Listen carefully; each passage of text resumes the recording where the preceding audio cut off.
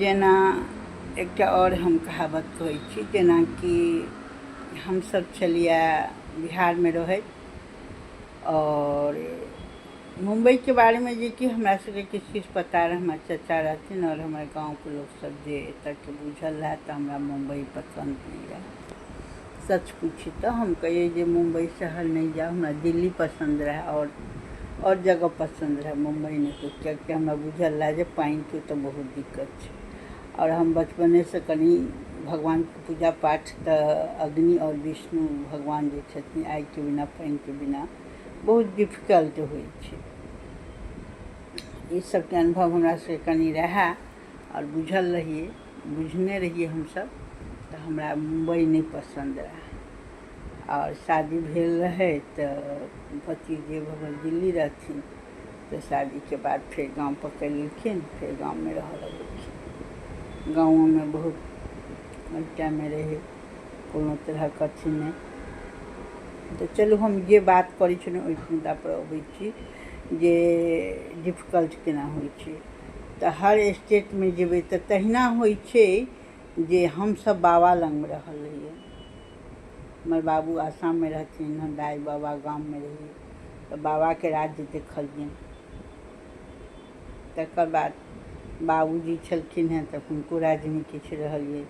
तकर बाद ससुरके राज्यमे एलियै, तकर बाद पतिदेवके राज्यमे एलियनि। आब बेटाके राज्यमे एखन रहि रहल छी। तऽ हर राज्यके अलग अलग छै, हर राज्यके अलग अलग छै। हर राज्यके अलग अलग छै। तऽ सब में सुख दुख सब में एलै, लेकिन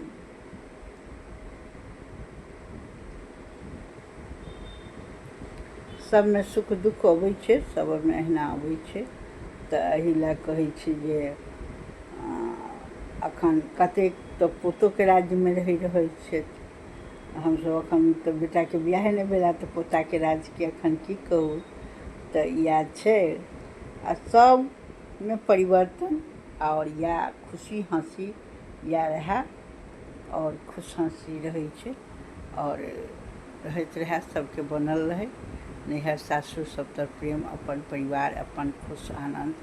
अब तऽ फेसबुक परिवार फैमिली भऽ गेला, सबके देखै छियै, हमरो देखैए सब, हमहूँके देखै छियै।